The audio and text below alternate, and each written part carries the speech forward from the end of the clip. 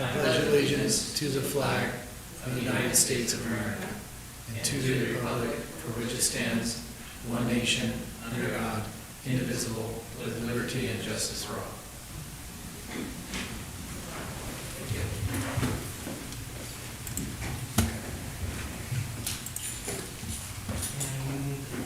Inez, may we have any roll call, please? Vice Chair Aaron Todd. Present. Commissioner Carrie Brogy. Here. Commissioner Jamie Labor. Here. Both Chair Miguel Magallanes and Commissioner Albert Mendez have excused absences this evening. All right, thank you for that. We're going to move right along to item number 4 of the oral communications. This is an opportunity for citizen presentations or comments not related to agenda items, but within the responsibility of the Fillmore Planning Commission. Is there anybody present that is a speaker? Seeing and hearing none, we will move on to item number 5, the consent calendar. May I get a motion to approve the consent calendar?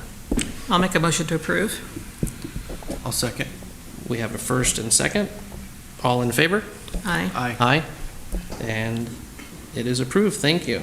Moving right along to number 6. So this is 6A, the continued public hearing, the consideration of resolution recommending the City Council adopt City of Fillmore 2021 through 2021 housing element and finding an exemption from CEQA.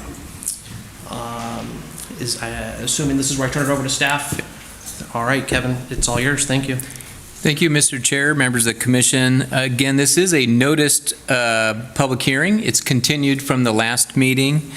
The request is that you review the housing element tonight and you adopt the resolution, which will then have the housing element presented to the City Council and in hopes that it goes to the November 8th City Council meeting. I will give most of the presentation to the consultant that presented the housing element, but I would just give you a little bit of background to how we got to where we are today. The city started the housing element with our consultant in March 2021 and developed a draft relatively quickly, and then started going back and forth making corrections to the housing element. We did, at that initial stage, have a public workshop, and then we've had a public draft starting on September, I think, 16th. We had a second workshop, and it was last week, and the public comment period on that ended on October 17th. We have received public comments. One from a labor union, and then 2 from housing advocates. We would like for you to take those comments, include it with the housing element, and make the recommendation to the City Council to review the housing element with the comments, and then have the council hopefully approve that, and then we can submit it to the State of California HCD for their review. The HCD will consider those comments, and they may have us make revisions based on those comments that we've received. If you feel that those comments should be in the housing element, let us know tonight what those might be, but you don't have to. You can just ask us to consider them and have the City Council consider them, and that'll be presented to the State of California, or to HCD. That concludes my presentation. I want to introduce our consultant and have him make a presentation. This is Kimley Horn, who drafted our housing element. Thank you, Kevin. David Barkos with Kimley Horn. I have a brief presentation for you, a quick overview of the element, what is contained, why you have to do it, organizationally, what's in it. I know it's a long document, it's a good read, but the intent of the document is to comply with all the statutory provisions in the law. The game has changed in the last few years. There's a lot of new laws, regulations, a lot of hoops that we have to go through to comply with state law. The intent of this document is to do all the requisite analysis, policies, programs, and other things that get you to the point of being in that compliance status. So that's the overall goal of the program. Just to give you an overview of the housing element, it's one of the required elements of your general plan.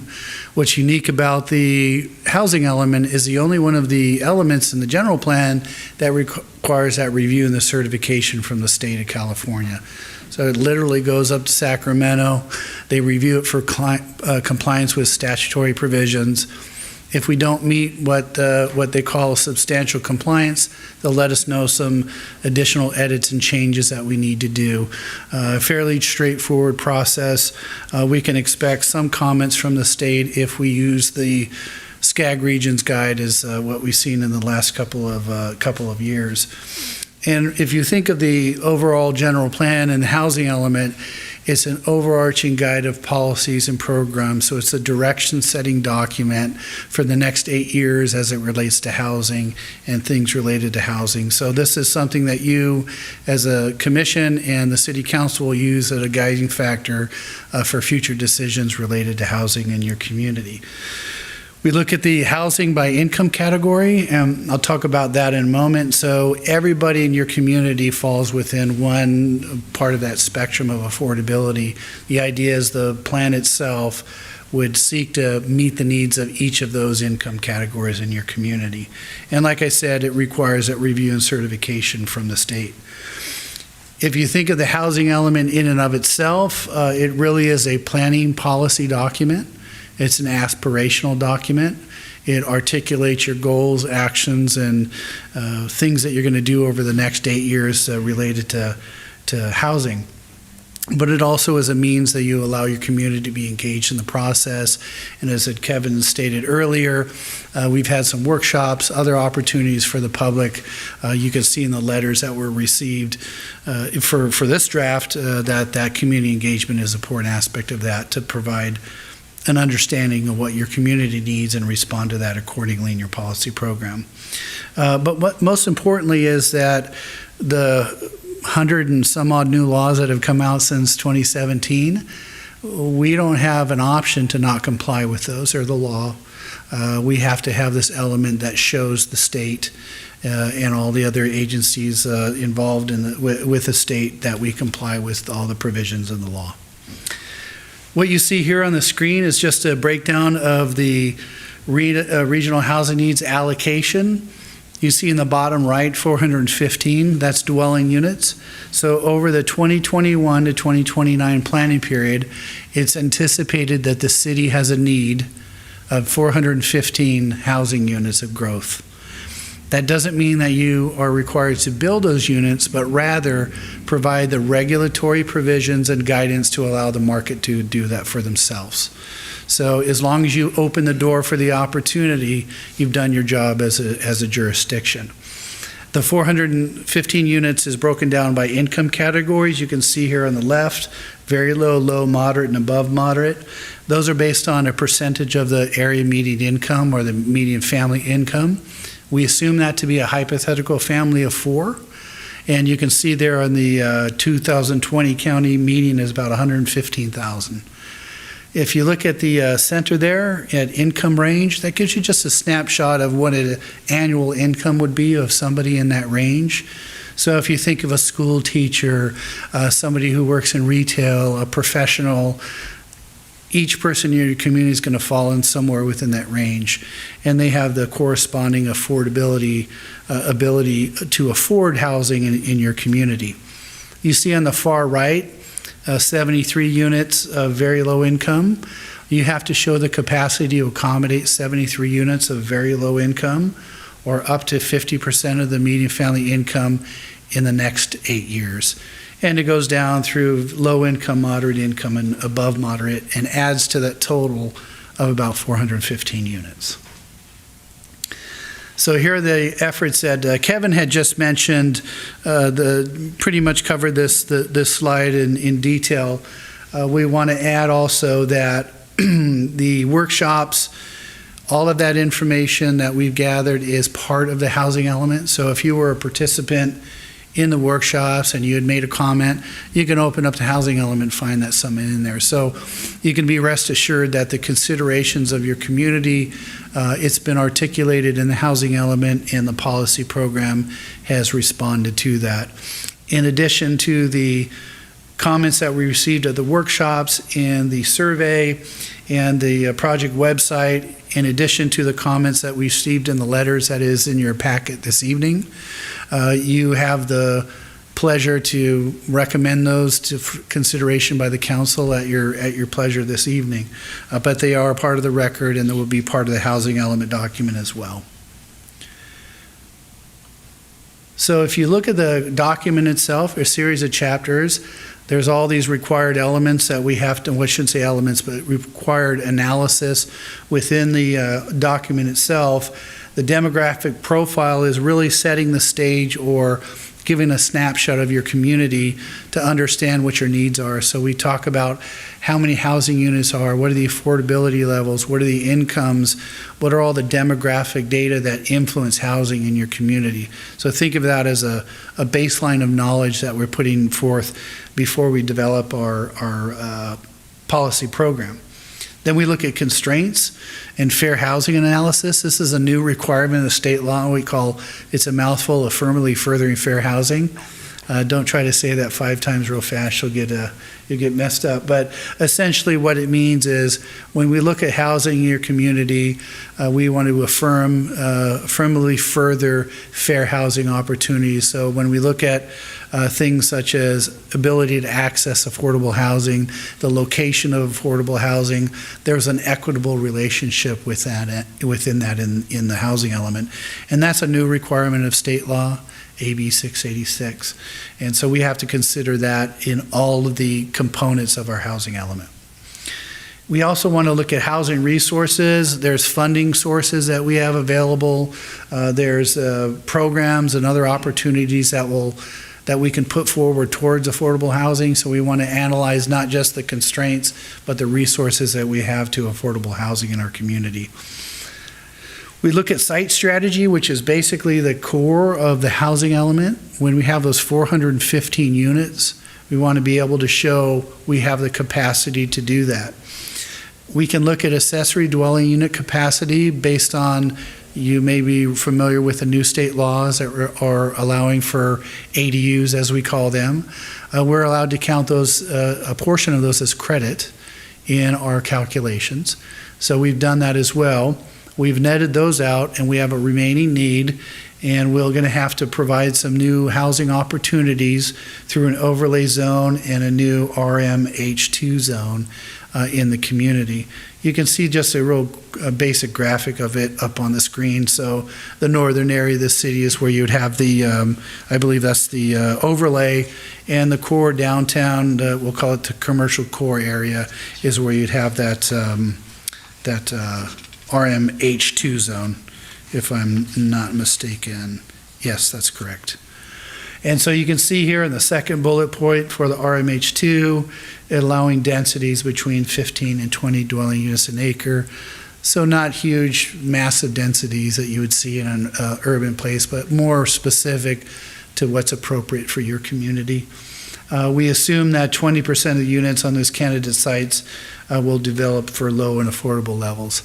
Does that mean that you have to do that?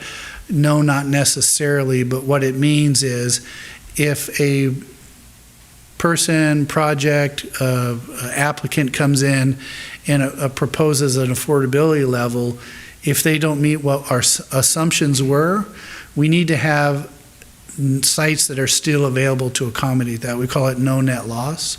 The state law requires that we always have to have an inventory based on those affordability levels.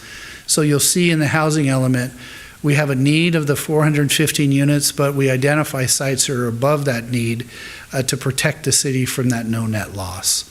So we want to make sure that you understand that as we develop that over time. So what would happen would, if we came to a situation where we lost sites, we'd have to come and do rezones within 180 days to accommodate the shortfall. So this will avoid that having to do that constant shortfall.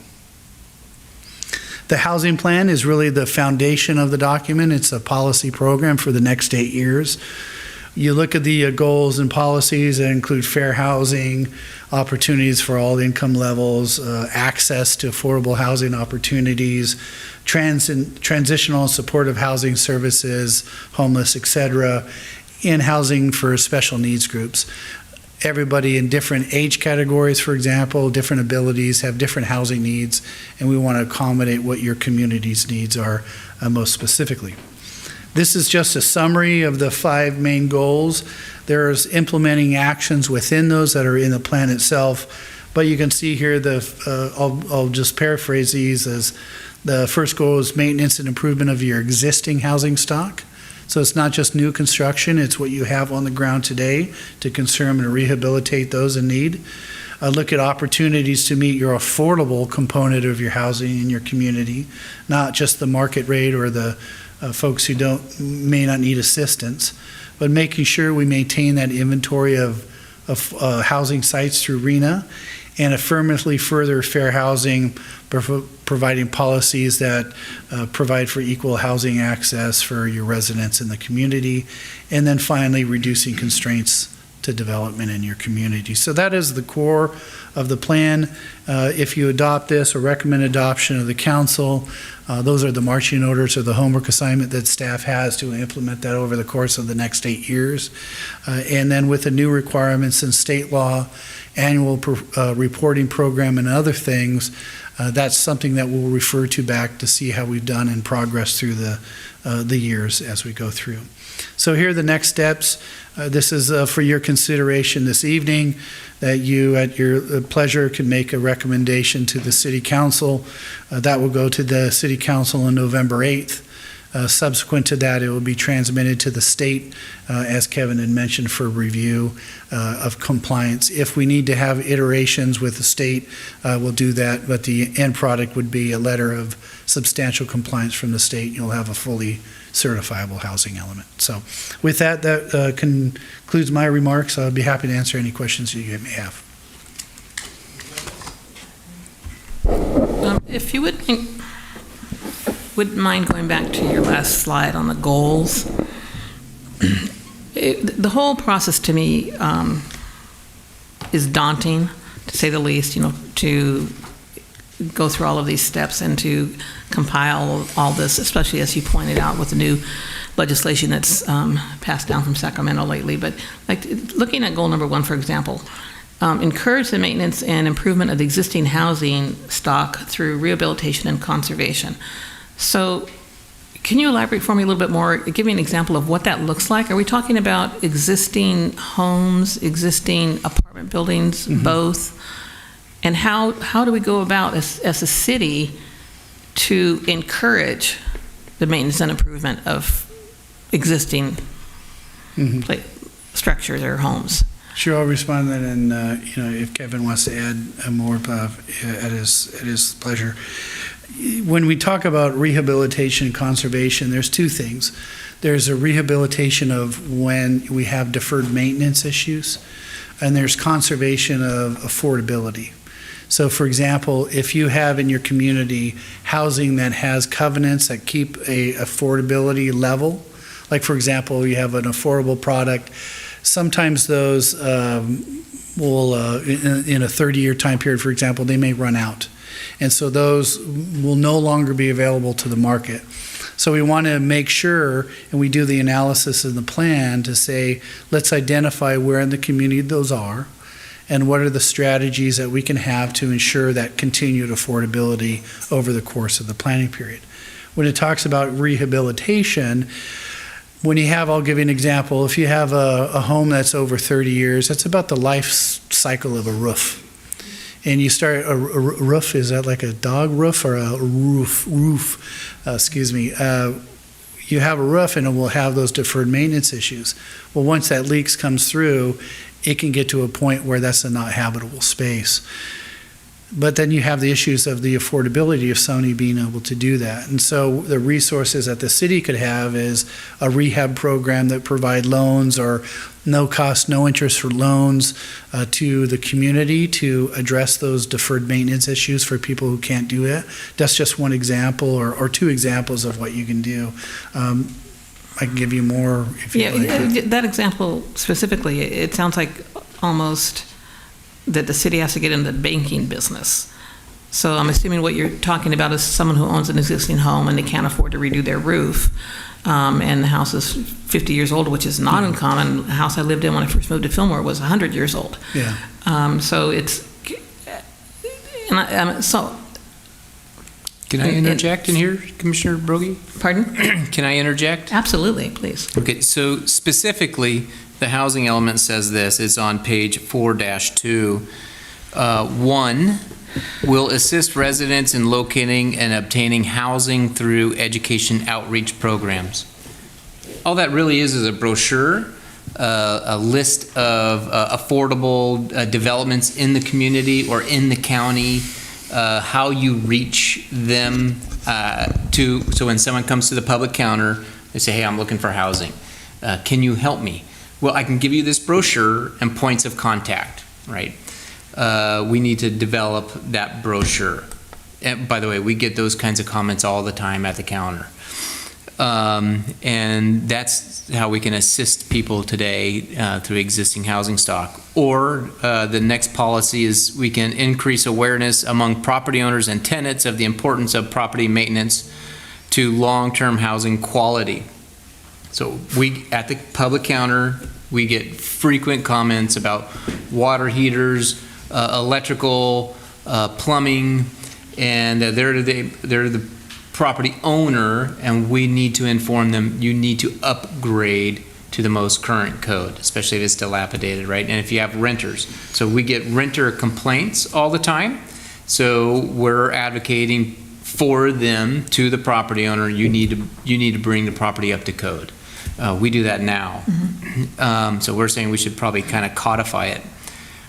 3, continue code enforcement efforts to identify and bring substandard housing units into compliance to the city's building code and zoning code. It's kind of similar to that. That's policy 1.3, what I previously discussed. We do that now, talking to the property owners and also renters about what it takes to upgrade your site. And then we can provide some partnerships with nonprofit and private and other public entities to examine cooperative efforts. These are all fancy words. To just say we can identify the sites that we put in the housing element of areas that can be improved. So we show them areas. So for instance, I received a call this week by somebody that wants to put modular units in the city. And they wanted specific locations. And I've identified where we've approved them before, in this particular case, on Olive Street. And I said, you can go up and down Olive Street or anywhere along Highway 126 that's in this particular zone or quadrant. That's available, and you'll probably find welcoming property owners that want to upgrade. Those are policies in our housing element. We're codifying them on maintenance, and that's what we're talking about. We are not talking about the city getting into the banking industry. Now, in the redevelopment, when we had a redevelopment agency, we had funds available to help people do the maintenance, but we don't have those funds available today. You bet. So to clarify your question, to make sure we're on the same page, the city, if somebody came up to the counter and said, I have a roofing problem, I need $60,000. The city does not have $60,000 to help them. Perfect, that's what I was, thank you. So the idea of handing out information via a brochure or, whatever it might be, then that meets that goal number 1. It does. And so the state also has grants for these types of things. Yeah. So we alert them of grants. One of the good ones we had here was the Nuts and Bolts program from the state of California. We had brochures and people came forward wanting to anchor their house to the foundation, right?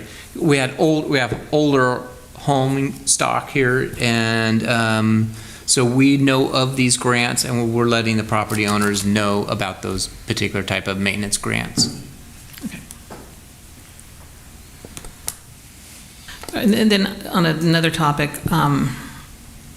the frustration that I feel from some of the laws that are coming down from Sacramento that are removing the local control by municipalities themselves is frustrating, to say the least.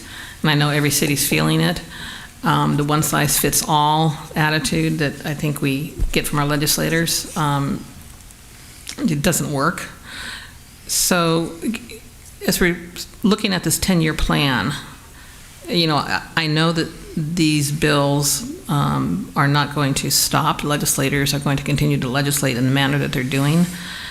So what happens when we comply and we meet all of these goals, we do what we're supposed to do, yet Sacramento continues to change things? I mean, so then, midstream, we're going to have to do updates to this, I'm assuming.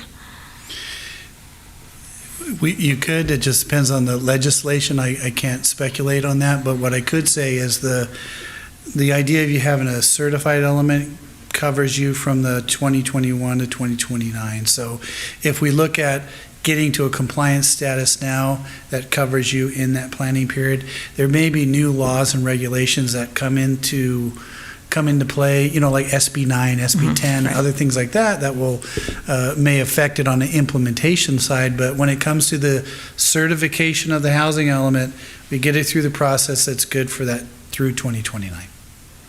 Okay. Thank you. You're welcome.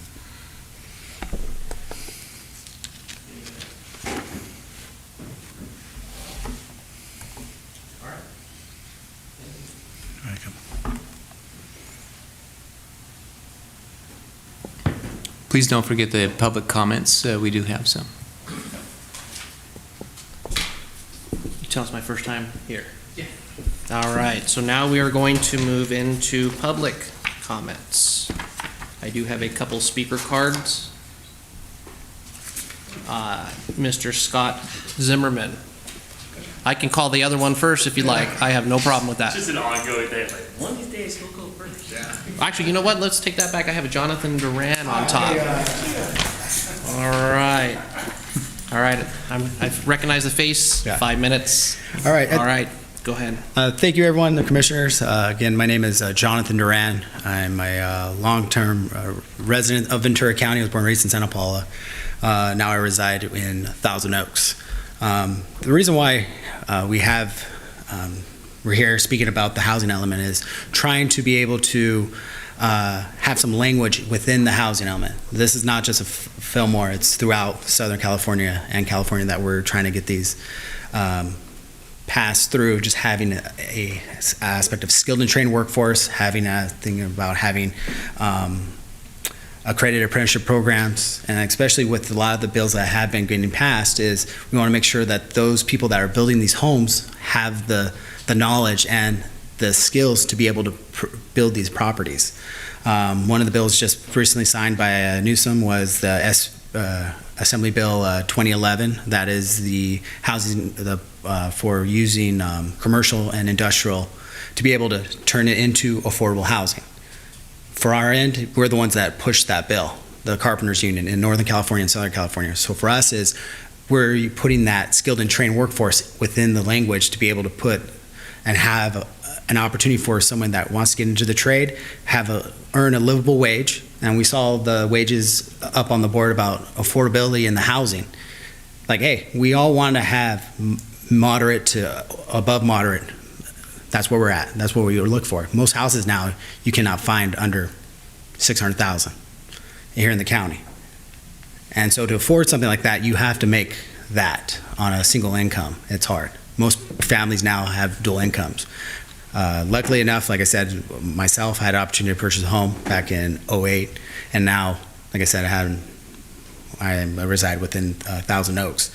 But what we're asking is just to have an opportunity to be able to provide amendments to the housing element to be able to have skilled and trained workforce and a accredited apprenticeship program within that to allow these people to be able to work on these projects. And then, again, for us, it's just trying to be able to get the next generation of construction workers on these projects. On average, a journeyman carpenter makes anywhere from $80,000 to $120,000 a year. So for us, that's within our range of affording a house. I was looking just recently online right now is about affordable teacher salary here within Fillmore. It's about $41,000 to $60,000 on average within Fillmore. So on that chart, you're looking at just above affordability. And then for a house here within Fillmore, that's expensive. It's a stretch. So what we're asking again is just kind of have that language put in, and if you guys can. But thank you for your time. All right, thank you.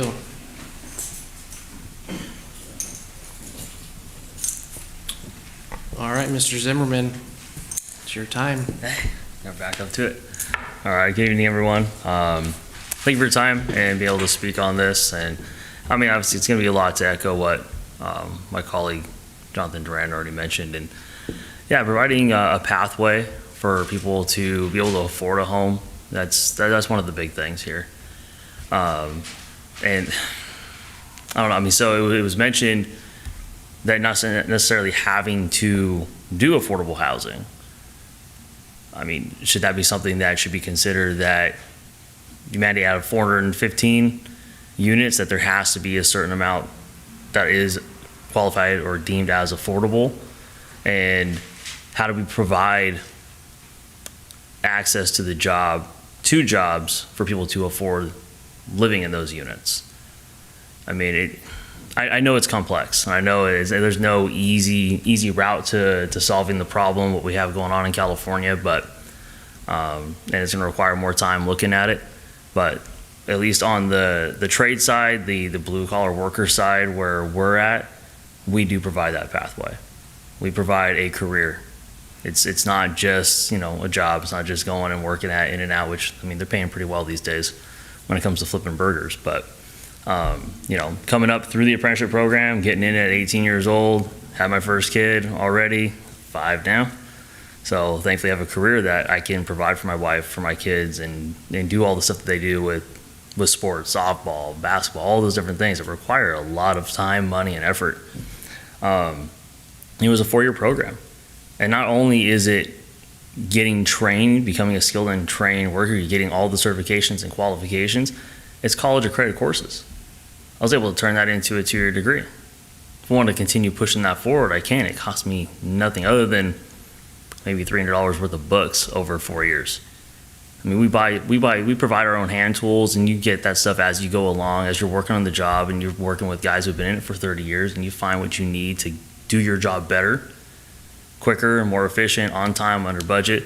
That's what we pride ourselves on when it comes to these types of projects, whether it be heavy highway, bridges, high rises. I've been on high rises downtown LA over my career, or if it's building homes.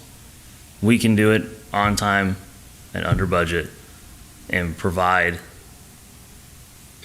a learning opportunity as well. So yeah, that's something we would like to see in there with skilled and trained language, using an apprenticeship program that's here local.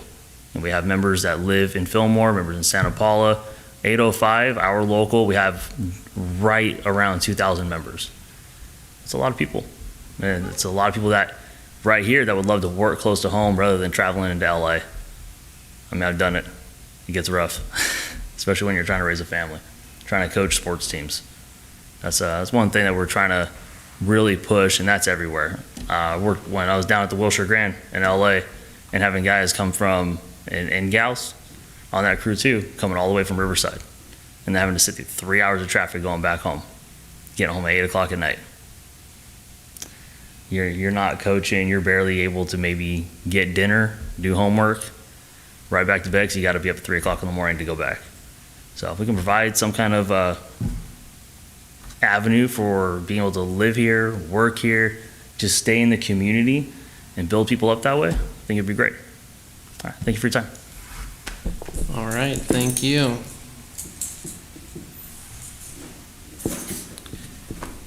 And those are the only 2 speaker cards that I have, so we can close the public comments.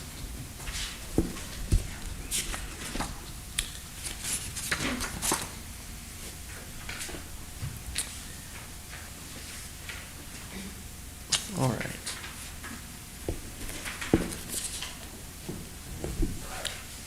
Any questions for staff or anything? All right. This is where we can, We need a motion. City staff, again, is recommending that you adopt the Resolution 22-1041, recommending the City Council approve the housing element and consider the comment letters. all right, so I will make a motion to adopt Planning Commission Resolution number 22-1041, recommending City Council approve the City Council approval of General Plan Amendment 22-01 to adopt the 2021 through 2029 City of Fillmore housing element and finding of exemption from CEQA and include the public comment or the comment letters. I'll second that. Okay, we have a first and a second. All in favor? Aye. All right, so that passes. Thank you for your help with that, Kevin. Moving along to number 7, there are no business items, so we will go into number 8 for reports and communication. 8A, Planning and Community Development Director. Mr. Chair, within the last month, the city has issued certificate of occupancy for the Fillmore Town Theater. So they're now capable of running and being open to the public. First time in about 8 to 10 years. There's a lot of improvements they'll be doing on the inside, and they're doing fundraising to help pay for it. We've also approved a building permit for a car business on the far west end of town. We called Shaw, that's the name of the applicant. Storage, they're a AAA automotive business. It's about 5,000 square feet of storage, indoor storage. We did issue the building permit for Sonic, and that was always on the edge of issuing the building permits for years, but we have now finally issued it, so this is up to Sonic whether they move forward or not. There's a project along the highway that you've seen for a year now with incomplete curbs, gutters, and sidewalks. It's called Lupe's Market. We are going through the certificate of occupancy review of that. Those curbs and gutters need to be done, but that's not through the city of Fillmore, that's Caltrans. And then today you'll see the starting the construction again of the AT&T tower. It's a cell tower, it's right in the heart of the city. AT&T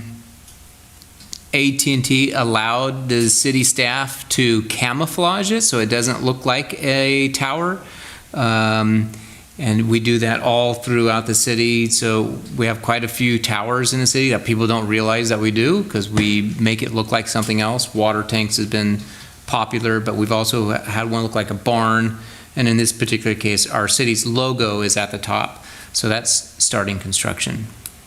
I don't have any other comments on construction. We did approve the North Fillmore specific plan. That's big, so that is done. We do have a project we're reviewing in that area. It's 134 units. It's identified in the housing element, by the way. So we'll see how far along we get on that particular project. I'll take any questions on development that you may have. That concludes my presentation. Can you give us just an update on the Anza Gate over at El Dorado? We're expecting the Anza Gate. It's a private gate at Mobile Home El Dorado Park that leads into the rear of the Bridges subdivision in order to avoid Highway 126. And the developers tell me that by November 15th it should be done. They got caught up in the